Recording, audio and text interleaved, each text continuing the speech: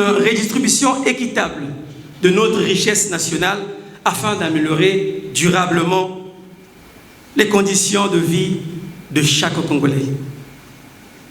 C'est dans cet esprit, avec un sens profond des responsabilités, qu'ici, devant vous, devant le peuple congolais et devant l'histoire, que j'annonce solennellement ma candidature à l'élection présidentielle de mars 2026.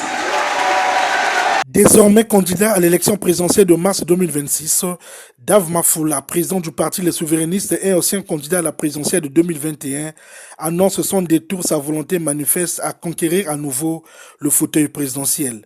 Ceci suite à un pacte social qu'il entend sceller avec le peuple congolais, intitulé Le Nouveau Départ avec Dave Mafoula.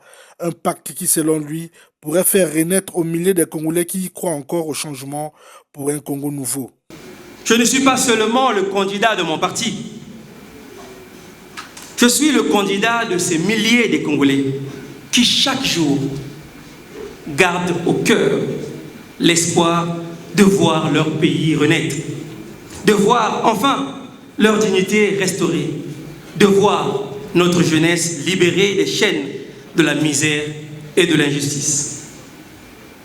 C'est pourquoi je lance un appel solennel à tous et à tous, à celles et ceux qui croient encore en ce pays, malgré les épreuves, à celles et ceux qui refusent que l'histoire tragique de ces 40 dernières années se répète.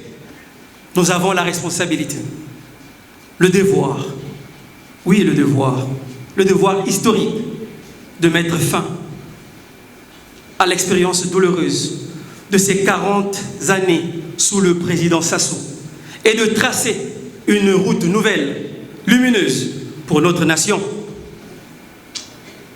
En mars 2026,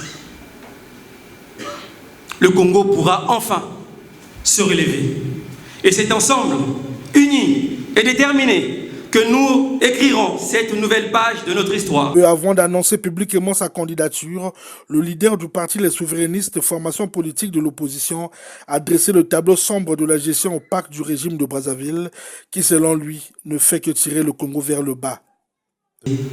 Comment peut-on qualifier le bilan du président Sassou de positif, alors que la réalité, elle, témoigne du contraire? Ce bilan, oui, il faut avoir l'amour de lui dire la vérité. Ce bilan n'est pas seulement négatif. Ce bilan est profondément honteux. Car sous son mandat, le Congo avance dans un cortège de misère, de souffrance et d'abandon. Cette déclaration de candidature a eu lieu devant les représentants des partis frères et amis de l'opposition qui ont bien voulu honorer de leur présence l'éclat de cette cérémonie.